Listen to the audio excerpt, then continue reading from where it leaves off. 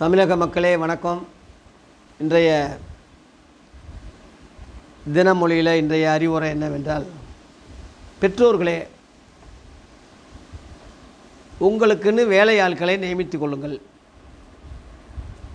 இன்றைக்குள்ள அறிவுரைகள் என்னவென்றால், பெற்றோர்களே உங்களை பராமரிக்க உங்களுக்குன்னு வேலையாட்களை நியமித்துக் கொள்ளுங்கள். பிள்ளைகளை நம்பிடாதீங்க. பெற்றோர்களே உங்களுக்கு சொல்கிற அறிவுரை, பிள்ளை இருக்காங்க பார்த்துக்குருவாங்க அப்படின்னு நினைக்காதீங்க. கொஞ்சம் நல்லா இருக்கும்போதே, நீங்கள் நல்லா இருக்கும்போதே உள்ள யோசனையை சொல்கிறேன். வயதான காலம் முதிச்சுட்டா அடுத்து நமக்கே கஞ்சி இல்லாமல் இருக்குது. நம்ம எதுப்பு வேலையாட்களை நியமிக்க முடியும்? அவங்களுக்கு சம்பளத்தை எப்படி கொடுக்க முடியும்? நல்லா இருக்கும்போதே பிளான் போடுங்கன்னு சொல்கிறேன். நீங்கள் நல்லா இருக்கும்போதே பிளான் போட்டுருங்க. எப்படி பிளான் போடுறது? நம்ம வயசான காலத்தில் நம்மை பராமரிக்கிறதுக்கு வேலையாட்கள் வேணும், அவங்களுக்கு சம்பளம் வேணும், நமக்கு சாப்பாடு செலவு வேணும்.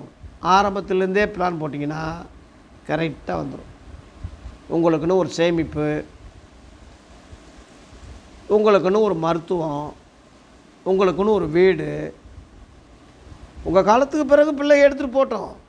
அதுக்கு முன்னாடியே எழுதி கொடுக்கணும்னு அவசியம் இல்லை.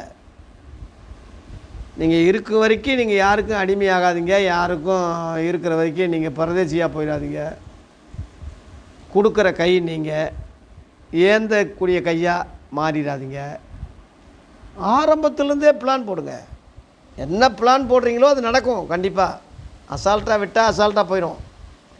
பிளான் பண்ணிங்கன்னா கண்டிப்பாக நடக்கும். உறுதியாக சொல்கிறேன். பிளான் பண்ணுங்கள். நமக்கு ஒரு வீடு, நம்ம காலத்தில் ஒரு மருத்துவ செலவுக்கு ஒரு தொகை, சாப்பாடு காரியங்களுக்கெல்லாம் ஒரு சேமிப்பு. பிள்ளைகளுக்கு என்ன திட்டம் போடுறீங்களோ செயல்படுறீங்களோ அதே மாதிரி உங்களை குறித்து உங்கள் வருங்காலத்தை குறித்தும் திட்டம் போடுங்க, செயல்படுத்துங்க. வேலைக்கு ஆள் போட்டால் அவங்க கண்டிப்பாக வேலைக்கு சம்பளம் கொடுத்தா தான் வருவாங்களே. பாவம், எத்தனையோ பேர் வேலை இல்லாமல் கஷ்டப்படுறவங்க. அம்மாவுக்கு துணி வச்சு கொடுமா, அம்மாவுக்கு இந்த ஆஸ்பத்திரி கூட்டி போ, இந்த காய்கறி வாங்கிட்டு வா, இந்த சமையல் பண்ணு, துணி துவை. இதுக்கெல்லாம் உங்கள் பிள்ளைகளை நம்பக்கூடாது. பிள்ளைகளுக்கு வர்ற மருமக்களை நம்பக்கூடாது. உன் பிள்ளையே நம்பக்கூடாதுன்னா மருமக்களை எப்படி பாசமாக இருப்பாங்க? தயவு செய்து இருக்கட்டும், அவங்க நல்லா இருக்கட்டும். அவங்க கல்யாணம் முடித்தா அவங்க கடமைகள் செய்கிறதுக்கு தனியாக வச்சுருங்க. கூடையே வைக்க வேண்டிய அவசியம் இல்லை. தனியாக முடிஞ்ச அளவில் தனியாக இருக்கட்டும். அவங்க தனியாக இருந்து பழகட்டும். நல்லது கெட்டதுக்கு போங்க வாங்க, அறிவுரை சொல்லுங்கள். நீங்கள் தனி ராஜாவா ராணியாக, தனி ஆட்சியாக நீங்கள் இருந்து பாருங்கள். ஓரளவில் மிடில், ஓரளவில் கொஞ்சம் இதாக இருக்கிறவங்களுக்கு நான் சொல்கிறது கரெக்டாக இருக்கும்.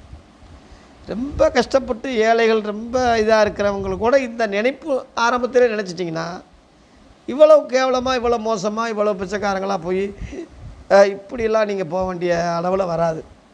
அதனால் தயவுசெய்து பெற்றோர்களே இப்போயே பிளான் போடுங்க, யோசிங்க. உங்களுக்குன்னு ஒரு சேமிப்பை வச்சுக்கோங்க, ஆதாயத்தை வச்சுக்கோங்க. வேலை செய்கிறதுக்கு உங்களுக்குன்னு ஆட்களை ஏற்படுத்தி கொள்ளுங்கள். மகனையோ மருமகளையோ மகளையோ பிள்ளைகளையோ நம்பி வாழாதீங்க. அவங்க வாழ்க்கை வேறு, உங்கள் வாழ்க்கை வேறு. இப்படி பிளான் போட்டு வாழ முயற்சி பண்ணுங்கள். அப்படி வாழ்ந்தீங்கன்னா கடைசி காலத்தில் நிம்மதியாக இருக்கும், சமாதானமாக இருக்கும். பிச்சைக்காரங்களாக போயிடாதீங்க, யாருக்கும் கையேந்தி போயிடாதீங்க, பிள்ளைகள்கிட்ட கையேந்தாதீங்க. கடைசி வரைக்கும் பிள்ளைகள் உங்கள் சொத்தை தான் அவங்க அனுபவிக்கணும். நீங்கள் கொடுக்குறது தான் அவங்களுக்கு உங்கள் காலத்துக்கு பிறகு சொத்தாக போகணுமே தவிர, உயிரோடு இருக்கும்போதே நீங்கள் பிச்சைக்காரங்களாக ஆயிடாதீங்க. உயிரோடு இருக்கும்போதே அனாதிகளாக ஆயிடாதீங்க. பிள்ளைகளை நம்பி ஏமாந்து முட்டாளாக போயிடாதீங்க. தயவு செய்து பெற்றோர்களே உங்களுக்குன்னு சேமிப்பை வச்சுக்கோங்க, ஆதாயத்தை வச்சுக்கோங்க, ஒரு பணத்தை வச்சுக்கோங்க. ஒரு வீடு வாசலை உடனே எழுதி கொடுத்துடாதீங்க.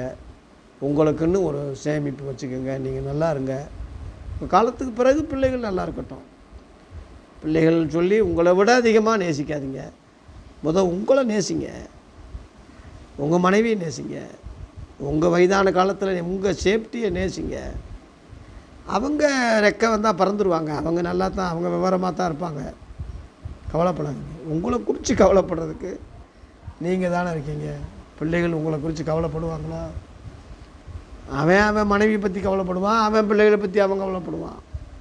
உங்களை குறிச்செல்லாம் நீங்கள் விழுந்து போனவங்க, நீங்கள் முடிஞ்சு போன கதைன்னு தான் அவன் நினைப்பான். எப்படா அப்பா சாவார், அம்மா எப்படா சாகும்,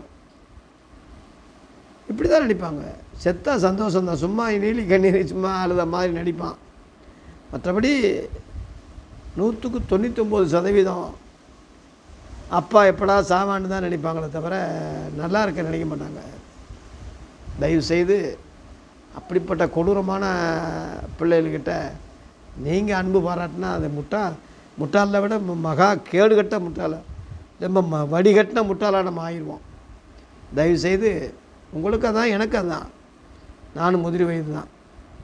தயவுசெய்து பிள்ளைகளை முழுசாக 100க்கு 100 நம்பிடாதீங்க.